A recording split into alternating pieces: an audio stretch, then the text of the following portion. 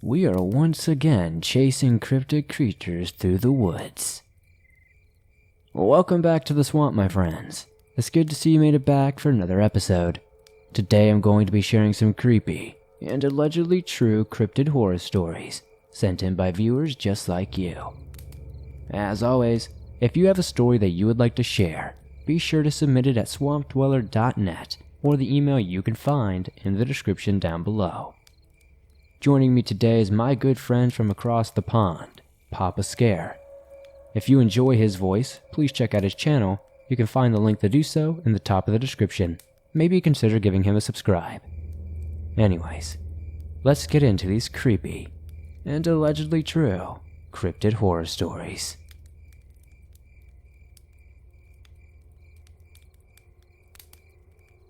Hi Swamp Dweller, I'm a big fan of your show and I've been wanting to submit this story for quite a while. So, this story takes place when I was a little girl. When I was about the age of 10, I was deeply interested in the paranormal, ghosts, monsters, Bigfoot, and the like. I frequently watched documentaries on monster hunting. One monster that always fascinated and frightened me was the legend of the Chupacabra. When I was little, I lived on a Caribbean island. Chupacabras are known for being native to these islands. They are frightening creatures, described as eating small livestock and animals. My childhood home was located near some woodlands. Sometimes I would go out and play in the woods, but I would never venture too far into them out of fear of getting lost or hurt. Anyway, back to the story. One chilly gray morning, I woke up to the sound of a small animal walking around outside. Curious, I got out of bed and walked into the living room. There was a large floor-to-ceiling window. I opened the blinds that covered the window and peeked outside. What I saw that day, I will never, ever be able to forget. It was a rather small, gangly-looking creature with dark matted fur and glowing red eyes walking across my yard towards the woods. It looked sickly, and from what I could see it appeared to have jagged, misshapen teeth. I stifled back a scream and ran back into my bedroom like a bat out of hell. Later, when my parents woke up, I told them what I saw, but me being a kid at the time, they did not believe me. My dad followed me outside, and I showed him where I saw the creature walking, and there were still paw prints on the ground. My dad brushed it off and said it was probably dog footprints. I'm not entirely sure what I saw that day, and I still remember the experience clearly 13 years later. Skinwalkers and wendigos are not common occurrences on the island. My theory is that it was a chupacabra, but I'm not entirely sure.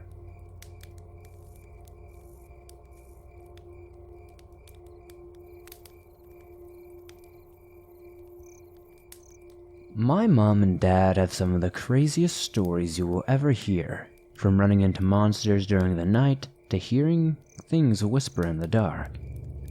My mom told me this story when I was in junior high, and it stuck with me for years.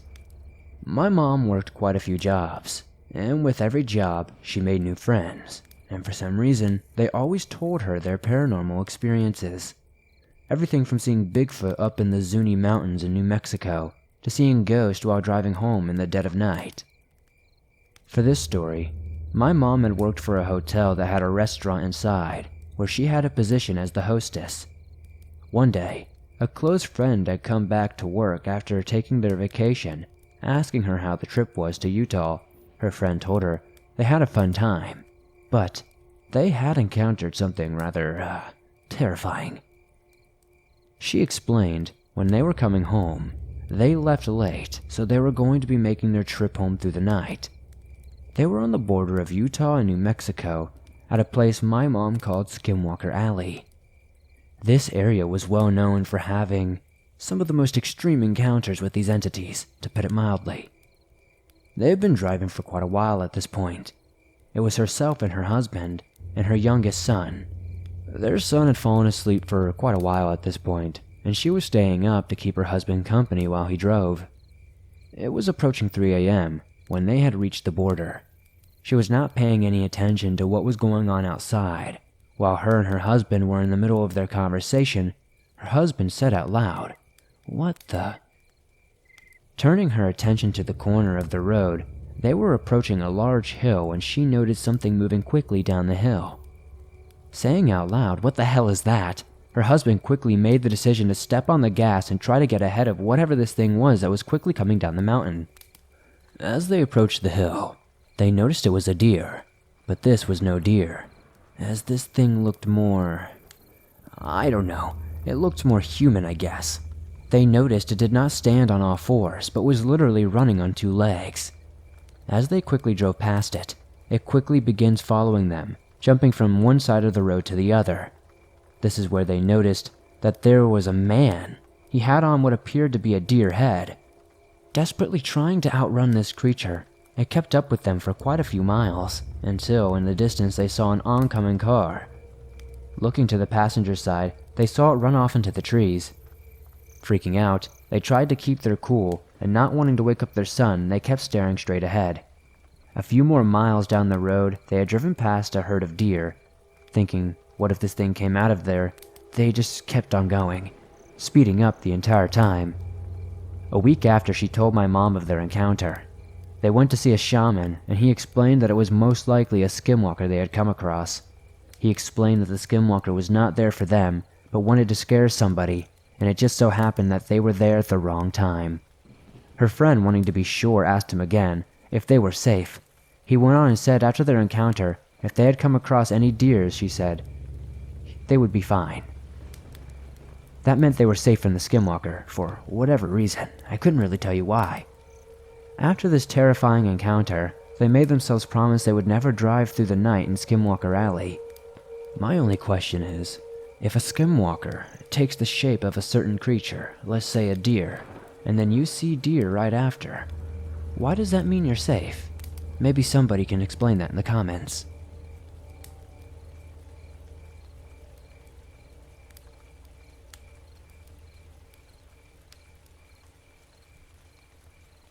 You can take this with a grain of salt, as I was 11, almost 12 at the time. But I was not a kid to make things up. I mean, before this, I do not think I have had a paranormal experience. And after it, I have only had a few minor things happen that I'm skeptical over. I have lived in Illinois my whole life. From 0 to 4, I lived in a Chicago suburb.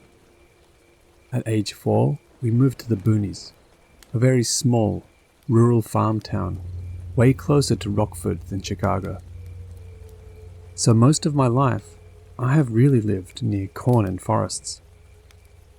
There is a small river near my house, big enough to not be a creek, but still small. The area surrounding it is relatively dense forest. Nearby is a small forest preserve, but the area of the forest we had gone to that day was way denser than the forest preserve. I was riding bikes with my best friend at the time, who still remembers this.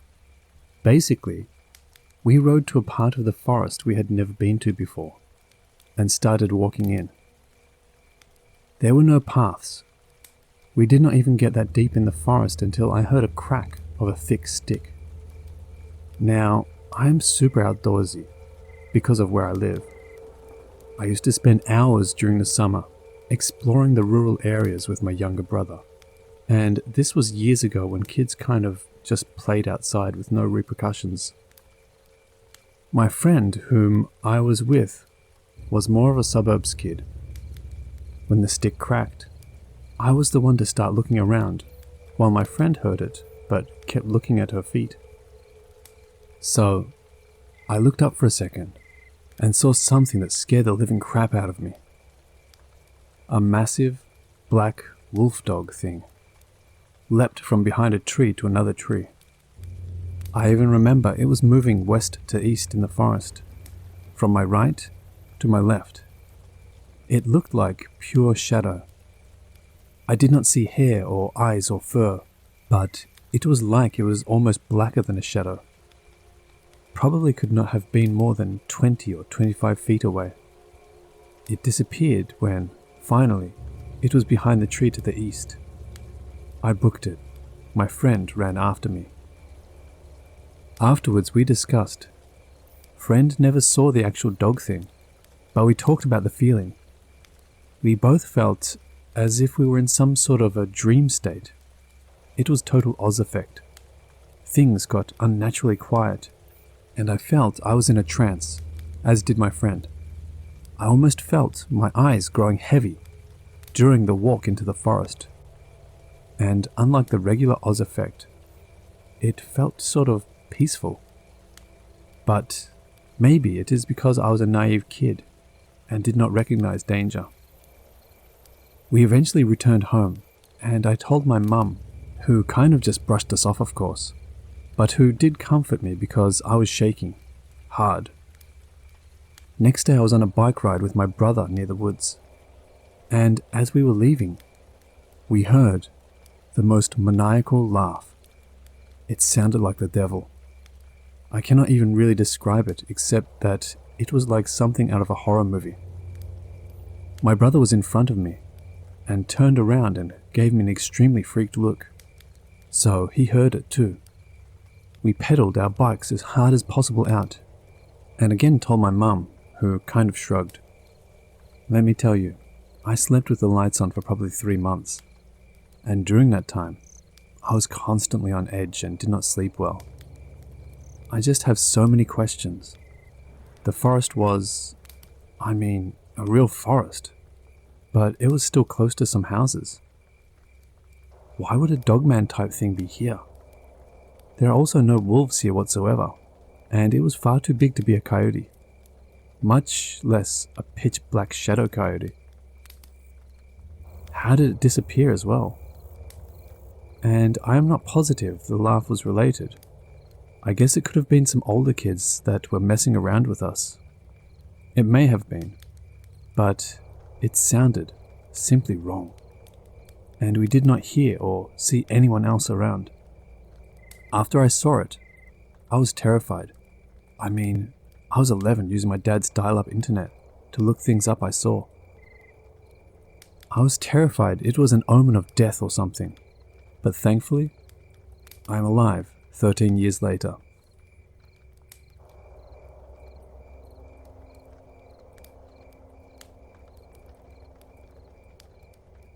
Hi, Swamp Dweller. My name is Tony. I live in Georgia on private land. I do not have any neighbors within the next 40 miles of me. The property has been in my family for quite a few generations now. Since the early 1800s to be exact. The history of my ancestors started at the same time, as they built around the 85-acre lake, which has been privately owned since 1950 during the Korean War. Sorry for the history report, but I wanted to be specific about some things. Because with what's been going on lately, I'm just absolutely out of ideas. Because the property is so old, it has been upgraded with spillway systems to keep the lake intact, and has been stocked with nearly every species of fish for the past 15 years. The old house was taken down and rebuilt back in 2014, and I moved in about 3 years ago in 2018, after my grandparents passed away. It is me, my wife, and my twin girls. Anyways, one night I decided to take the pontoon boat out and catch some catfish after my wife had gotten the girls to sleep. I drifted out into the deeper waters and anchored down at around 40 feet deep.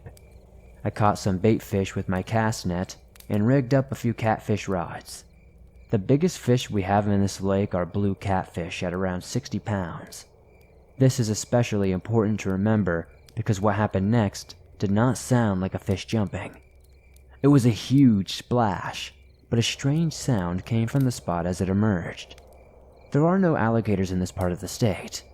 No, this sound was unheard of, to say the least. It sounded like a monster from a horror movie. Nobody had told me anything about what lurked in the lake other than obvious fish. At one point, I saw red eyes, and it looked like a big serpent-like head. The way it sounded was like a loud whale-like squeal, but with a deeper tone. I have heard this creature before on a late night, but it did not seem to pose any threats toward me in the boat.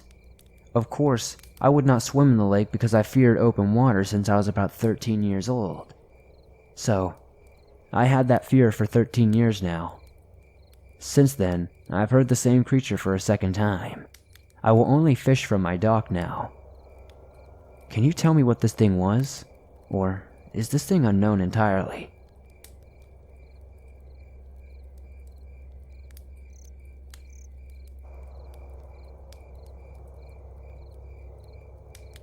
This story might be a little common or generic, but in Canada, when I was 15 years old, maybe even 16, I went on a hunting trip with my cousin.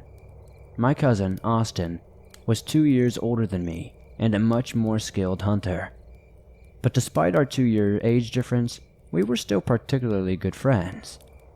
The day we had planned to go bow hunting for deer, Austin's parents were not home, and I was dropped off at his house at around 5 p.m. After we were done prepping our gear, we grabbed our bows and ran to the 2-person hunting stand located in the middle of the woods. As we walked to the stand, I realized something strange. Besides the twigs and fallen leaves crunching under our boots, it was completely silent. No birds, no crickets, no squirrels, not a damn thing. The thought of a large predator roaming the area crossed my mind, but the thought soon slipped away from my head. After all, we had bows and arrows. We could defend ourselves rather well. After climbing up the metal ladder, Austin and I just sat there, recalling the good times and quietly whispering. We waited for a couple of hours, not seeing any signs of deer, as the sun slowly began to set on the mountainous horizon. Just as the last sign of natural light slipped beyond view, I saw something large dart behind a tree. The thing moved way too fast for me to see what it was, but thinking it could be a big deer, I got excited. I whispered to Austin, "Hey, what? I just saw something move behind those trees." "You're kidding. How big was the thing?" "I don't know. It moved so fast, and it is pretty dark out here." "Could be a big buck," Austin suggested. "Well, let's wait and see. Get your bow ready." We waited, and waited, for probably a good 10 minutes or so. We sat there in anticipation, but nothing came out from behind the trees. Austin threw a big stick at the cluster of trees where I had last spotted the thing. Right after he did that, a pair of glowing, white eyes poked out from behind the trees. Then this animal walked out from behind the trees into the clearing right in front of us, showing itself in its entirety. At first glance, the creature looked like a normal buck, except it was huge, downright enormous. Standing on its 4 legs, the deer thing was about 12 feet tall. Its antlers were longer than my total height. The deer then stood up. Do not get me wrong, this deer was not sitting or anything like that, but when I say this deer stood up, I mean it stood up on its hind legs, like a person. But it did not go back to its original position. It just kept standing on its hind legs. That's when I noticed that the deer had very strange features. Some patches of its fur were gone, and in their place were rotted and decomposing skin.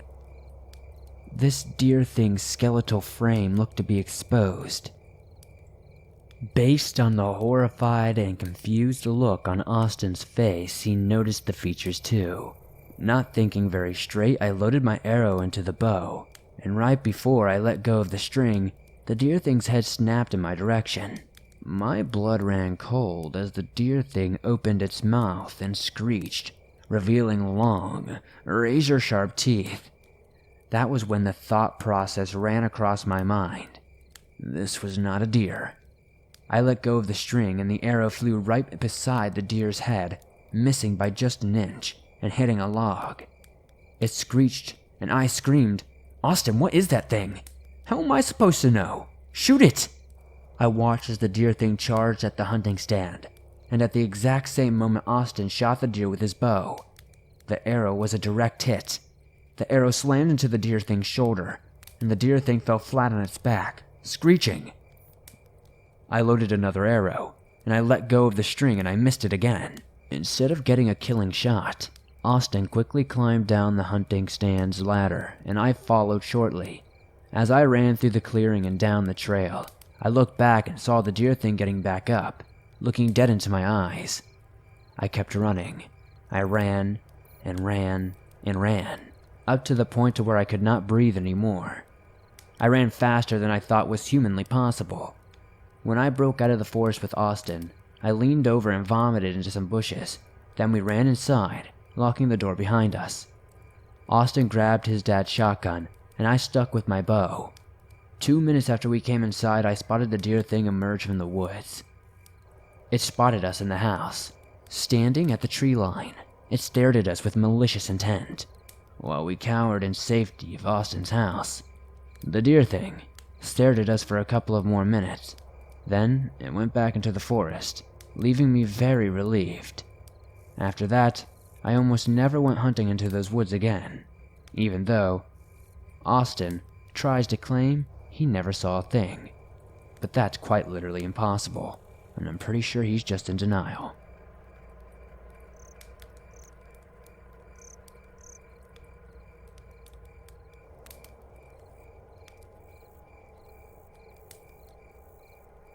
This happened to me in the mid-1990s. I was stationed at Camp Pendleton, California, and had duty one evening. Part of the duty shift is to go around and check the certain doors and buildings and make sure they were all locked. At around 0300 hours, I was out doing my rounds, and I saw what I thought was a big coyote in the road.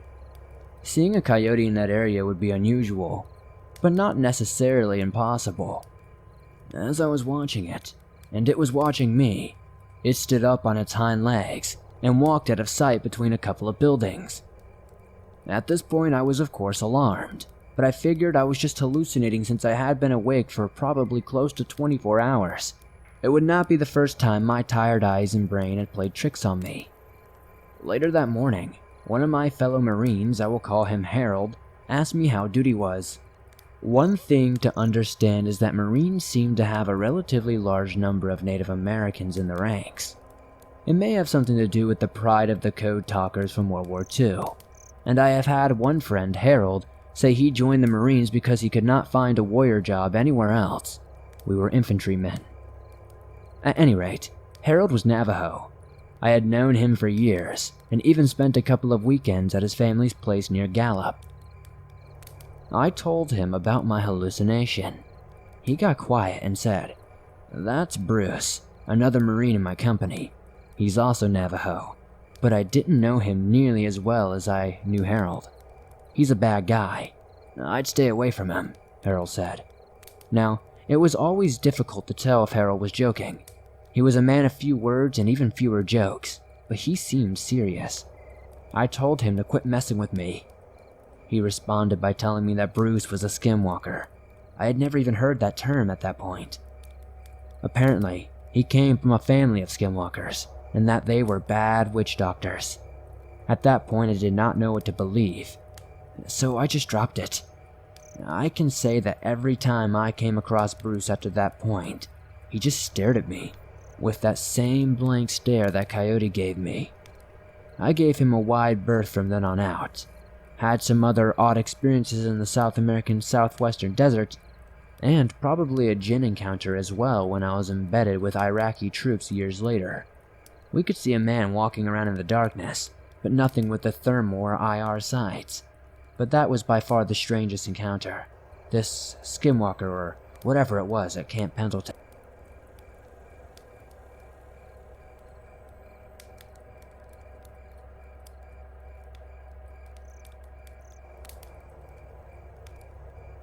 A few months back, one of my friends had opened up to me about a creature he said he encountered 2 times around New Jersey, where my mother lives.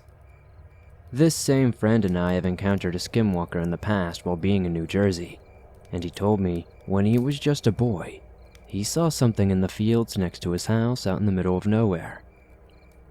Whatever he saw still terrifies him to this day. He has had 2 encounters with this so-called creature. One in the middle of the day, when he was a boy, and one while waking up in the middle of the night.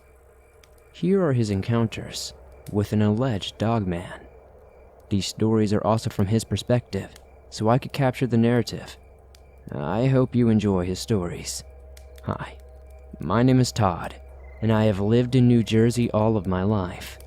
Since I was a kid, I had all sorts of paranormal and creature experiences, which I can also tell here in the future at some point.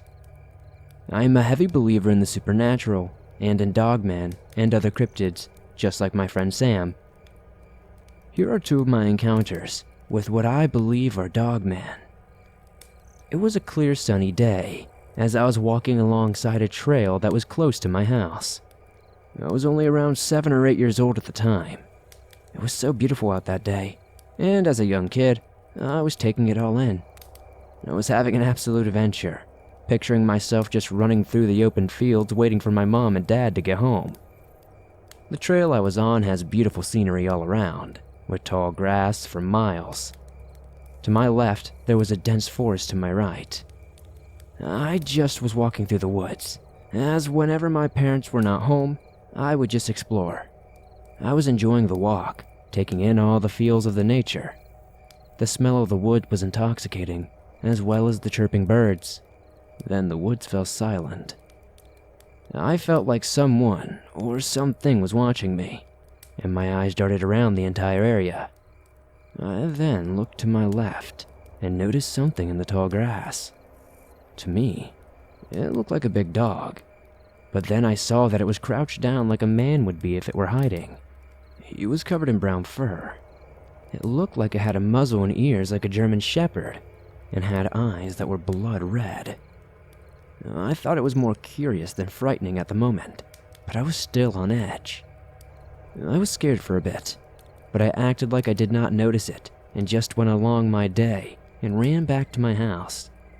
I never really spoke about this encounter with anyone of my family, as they would probably think that I was crazy, but that was my first encounter with what I think was a Dogman. The second encounter only happened about 4 or 5 years ago if my memory serves me correctly. At this point in time, I lived in a different house. The house was close to a large forest, and the biggest predators I have seen around here were either coyotes or foxes. Now, what I saw that night was no coyote. I woke up in the middle of the night with my throat dry and realized I was thirsty. I went to the kitchen to get some water when I felt the sudden sense of dread and felt like I was being watched. I investigated the window close to where I was, and to my shock and horror, I saw this huge animal in my backyard. Whatever it was had noticed me, and it was staring at me with these crimson red eyes. I felt utterly terrified, and to my horror, I saw the animal bare its teeth at me and stand up on 2 legs. This creature then started growling, and I could hear it as my window was open slightly. I also saw its breath come out of its mouth, and I realized this thing was a real animal. It looked to be about 7 or 8 feet tall on both legs, with the head of a German shepherd and a body shaped just like a bodybuilder. Whatever this thing was then looked at my fence in my yard, ran to it, and jumped across it into the woods below. I went back to my bed, terrified and could not sleep for the rest of that night. These 2 encounters with these beings have shook me to the core, and made me realize that there are creatures that science refuses to recognize out there. Be safe, be careful, and be sure to never explore the woods without being armed in some manner.